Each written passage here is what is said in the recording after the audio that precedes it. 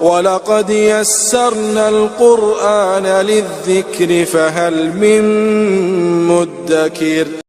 قال رسول الله صلى الله عليه وسلم: بلغوا عني ولو آية. نحمده ونصلي على رسوله الكريم. أعوذ بالله من الشيطان الرجيم. بسم الله الرحمن الرحيم.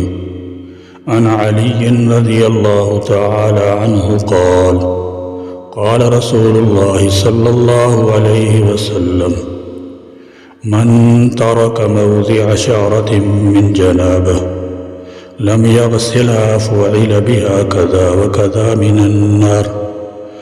قال علي: فمن ثم عاديت رأسي فمن ثم عاديت رأسي ثلاثا.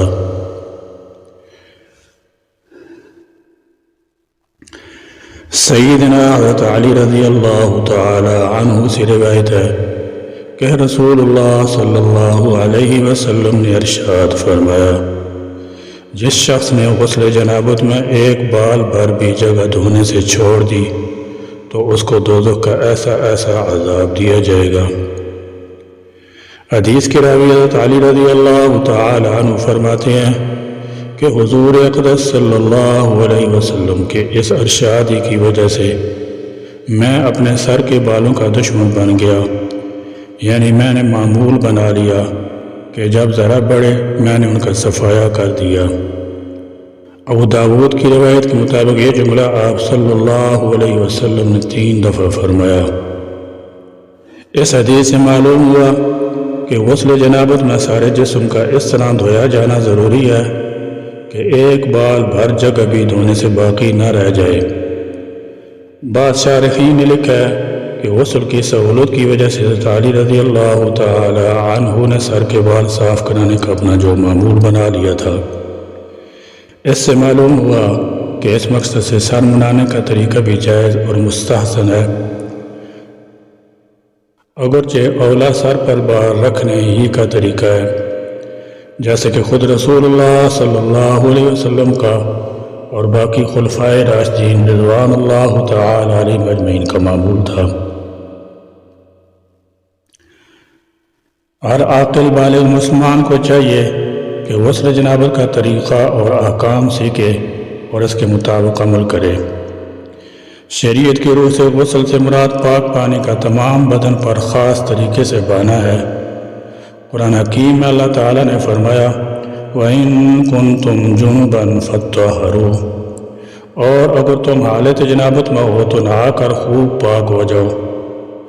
غسل کی 3 اقسام ہیں: غسل فرض، غسل مسنون، غسل مستحب۔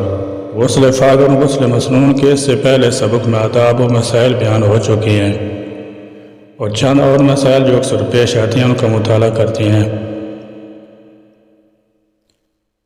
پردہ کی جگہ کپڑے اتار کر غسل کرنا جائز ہے، اور اس صورت میں بیٹھ کر غسل کرنا زیادہ بہتر ہے۔ مرد اگر کھلے میدان میں ناف سے گھٹنوں تک کپڑا باندھ کر غسل کرے تو جائز ہے، اور ناف گھٹنوں تک سطر کھولنا حرام ہے۔ اگر نیکر جانگیاں پہن کر کپڑے کے نیچے پانی پہنچ جائے اور بدن کا پوشیدہ حصہ دھل جائے تو غسل صحیح ہوگا۔ غسل میں وضو خود ہی ہو جاتا ہے۔ غسل کے بعد جب تک کم از کم 2 رکعت نماز نہ پڑھ لی جائے یا کوئی دوسری ایسی عبادت نہ کر لی جائے جس میں وضو شرط ہے، دوبارہ وضو کرنا مکروہ تنزیہی ہے۔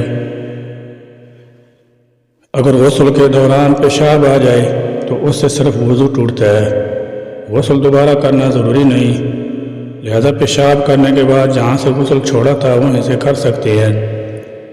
البتہ اس کے بعد نماز وغیرہ کی ادائیگی کے لیے مکمل وضو کرنا لازم ہوگا۔ اگر پیشاب کے بعد بقیہ غسل کے دوران اعضائے وضو مکمل دھل جائیں تو الگ سے وضو نہیں کرنا ہوگا، اور اگر پیشاب کرنے کے بعد اثر غسل مکمل کیا جائے تو یہ مستحب ہے۔ پیشاب کے دوران قطرے خارج ہونے سے غسل واجب نہیں ہوتا۔ بعض لوگوں کو یہ بیماری ہوتی ہے کہ پیشاب سے پہلے یا بعد دودھ کی شکل کا مادہ خارج ہوتا ہے، اس کو ودی کہتے ہیں، اور اس کے خارج ہونے سے غسل واجب نہیں ہوتا۔ وضو یا غسل کے بعد پیشاب کا قطرہ آنے پر وضو دوبارہ کریں، غسل نہیں۔ اور اگر غسل کے بعد منی خارج ہو جائے تو اس میں تفصیل یہ ہے کہ اگر غسل سے پہلے سو لیا ہو یا پیشاب کر لیا ہو یا چل پھر لیا ہو تو دوبارہ غسل کرنے کی ضرورت نہیں، اور اگر صبح سے فارغ ہو کر فوراً غسل کر لیا، نہ پیشاب کیا نہ سویا اور نہ چلا پھرا، بعد میں منی خارج ہوئی تو دوبارہ غسل لازم ہے۔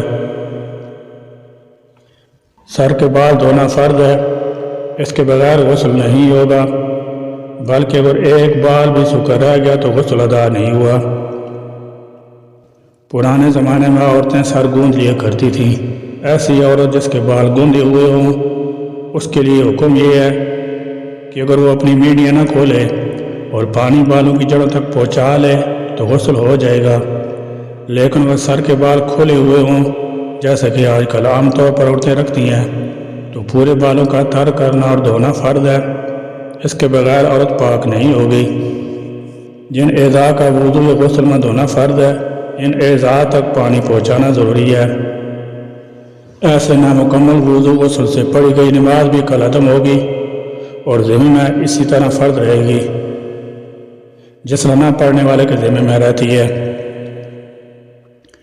غسل کی حالت میں اگر غسل بالکل بر نہ ہو کر کیا جا رہا ہو تو اس صورت میں قبلہ کی طرف منہ یا پیٹ کرنا مکروہ تنزیہ ہے، بلکہ رخ شمالاً جنوباً ہونا چاہیے، اور اگر ستر ڈھانک کر غسل کیا جا رہا ہو تو اس صورت میں کسی بھی طرف رخ کر کے غسل کیا جا سکتا ہے۔ جب غسل فرض ہو جائے تو اس کو نماز فجر سے پہلے اٹھ کر غسل کا اہتمام کرنا چاہیے۔ غسل میں اتنی تاخیر کرنا کہ نماز قضا ہو جائے حرام اور سخت گناہ ہے، اور ناپاکی کی حالت میں کھانا پینا اور دیگر امور جائز ہے، اور جنبی آدمی کے استعمال کرنے سے یہ چیزیں ناپاک نہیں ہوتی، لیکن غسل میں اتنی تاخیر کرنا کہ نماز کا وقت قضا ہو جائے حرام اور سخت گناہ ہے۔ اگر عورت کو اطلاع ہونے کی صورت میں شرمگاہ سے منی خارج ہو جائے تو غسل فرض ہوگا، چاہے عدت کے دوران ہو یا نہ ہو۔ غسل کے دوران اگر ستر کھلا ہوا ہو تو بلا ضرورت بات کرنا بہتر نہیں ہے، البتہ اگر کوئی سخت ضرورت پیش آ جائے یا ستر ڈھانک کر غسل کیا جا رہا تو پھر بھی قدر ضرورت بات کرنے میں کوئی مذاقہ نہیں۔ بارکاف غسل کرنے والا کسی قسم کوئی کلام نہ کرے، اس لیے کہ وہ گندگی کی جگہ پر ہے۔ بے پردگی کی حالت میں کوئی کلام کرنا یا دعا پڑھنا مکروہ ہے۔ دانت بھروا لینے کے بعد جب مثالہ دانت کے ساتھ پیوست ہو جاتا ہے تو اس کا حکم اجنبی چیز کا نہیں رہتا، اس لیے وہ غسل کے صحیح ہونے سے مانے نہیں۔ دانت پر چڑھے اسٹیل کے کور خول کو اگر بلا مشقت نکالا جا سکتا ہے تو غسل کے لیے نکالنا ضروری ہوگا، بغیر نکالے تو وضو ہو جائے گا لیکن فرض غسل درست نہ ہوگا، اور اگر بلا مشقت نہیں نکالا جا سکتا تو پھر نکالنا ضروری نہیں بلکہ اوپر سے پانی کا گزر جانا کافی ہے۔ نیل ایسا خول جو مشقت کے بغیر نہ نکالا جا سکتا ہو، جس شخص کو لگا ہو اس کی موت کی صورت میں بھی اسے نہیں نکالا جائے گا۔ غسل کے دوران دانتوں میں خون آنے کی صورت میں یا ری خارج ہونے کی صورت میں دوبارہ غسل کرنا لازم نہیں ہے، جو اعضاء باقی ہوں انہیں دھونا کافی ہوگا، البتہ مکمل غسل کر لینا بہتر ہے۔ بہرحال اگر اثر نو غسل نہ کیا گیا بلکہ وہیں سے غسل جاری رکھا تو فرض غسل ہو جائے گا، لیکن اگر اعضاء وضو نہ دھلے ہوئے ہوں تو نماز کے لیے دوبارہ وضو کرنا ضروری ہوگا۔ غسل اور وضو سنت کے مطابق کریں، یعنی 3 بار اعضاء پر پانی بہالیں۔